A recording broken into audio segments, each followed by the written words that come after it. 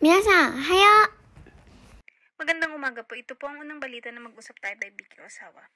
Lalaki hinuli sa paglalagay ng 3 taong batang babae sa washing machine na anak ng kanyang girlfriend. Ibaraki. Inaresto ng pulisya sa Toka, Ibaraki Prefecture ang isang 30 taong gulang na lalaki na hinahinalang nasaktan ang 3 taong gulang na anak ng babae ng kanyang kasintahan sa pamamagitan ng paglalagay nito sa isang washing machine at pag-on nito.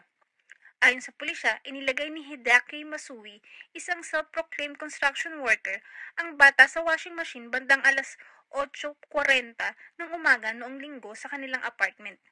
Inuulat ng Kyodo News, nagtamo ng mga sugat sa braso at binti ang dalaga habang umiikot ito. Agad na napansin ng ina ang batang babae na may mali matapos ang washing machine ay nagsimulang punan at umiikot ng tubig at nakipag-ugnayan sa pulisya. Sinabi ng pulisya na si Masui na lasing sa oras ng kanyang pag-aresto ay itinanggi ang paratang. Kino-question nila ang ina ng bata kung binastos ba nito o hindi ang babae noon. At yan po ang unang balita na mag-usap tayo by Vicky Osawa.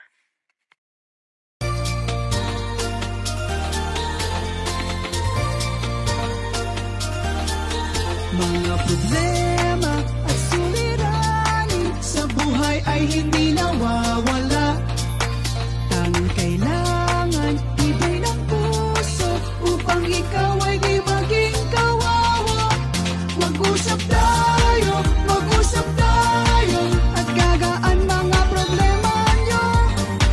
Mga pagsubok sa ating buhay malulutas kapag nag-usap tayo.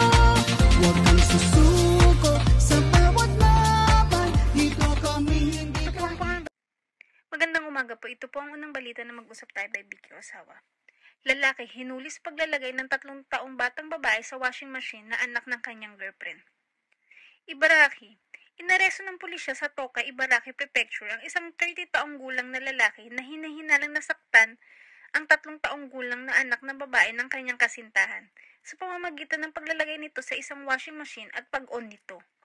Ayon sa pulisya, inilagay ni Hideki Masui, isang self-proclaimed construction worker, ang bata sa washing machine bandang alas 8:40 ng umaga noong Linggo sa kanilang apartment. Inuulat ng Kyodo News, nagtamo ng mga sugat sa braso at binti ang dalaga habang umiikot ito. Agad na napansin ng ina ang batang babae na may mali matapos ang washing machine ay nagsimulang punan at umiikot ng tubig at nakipag-ugnayan sa pulisya. Sinabi ng pulisya na si Masui na lasing sa oras ng kanyang pag-aresto ay itinanggi ang paratang. Kino-question nila ang ina ng bata kung binastos ba nito o hindi ang babae noon. At yan po ang unang balita na mag-usap tayo by Vicky Osawa.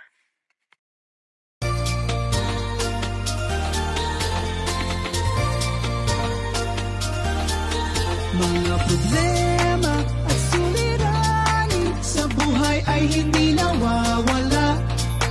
Tanging kailangan ibay ng puso upang ikaw ay di maging kawawa.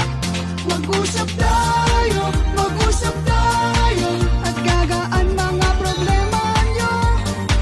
Mga pagsubok sa ating buhay malulutas kapag nag-usap tayo. Huwag kang susuko sa bawat laban, dito kami hindi Chika Talk for today. Dennis Padilla napaiyak sa pag-alaala ng mga nagawang mali.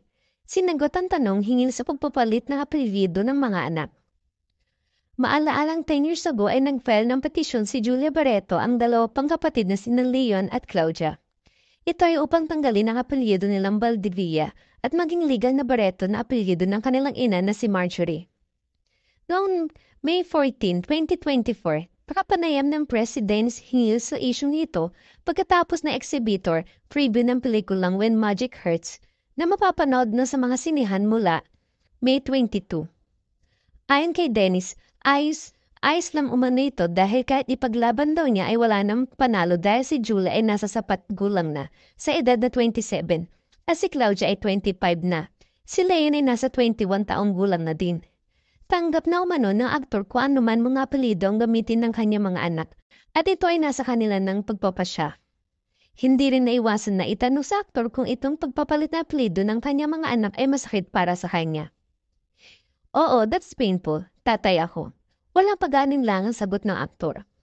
Samantala, sabi na aktor na siya ay nagkakaedad na at iniisip niya na mabilis na ang buhay at minsan nakakaramdam na siya ng sakit at minsan napapaisip siya na mas nais na lamang niya na maayos na buhay at tahimik kaysa nais niya magkaayos sila ng dating asawa na si Marjorie. Patuloy pa din at tumaas ang aktor sa dating asawa na maibalik kahit pagkakaibigan lamang nilang dalawa. Ito ay kahit alam niyang walang balik o sagot. Ika ng aktor ay wala namang mawawala sa kanya at sa kanyang pagkakalaki niya sa panghiling ng ganitong bagay. Tumulo ang luha ni Dennis sa paggunita nito sa mga nagawang kasalanan sa buhay niya. Aminado ang aktor na ang mga pangyayari sa buhay nito ngayon ay kabayaran sa lahat ng kasalanan niya. At nais lamang niya ay magkaroon ng sila ng komunikasyon. At siya ang ating mga chika talk for today.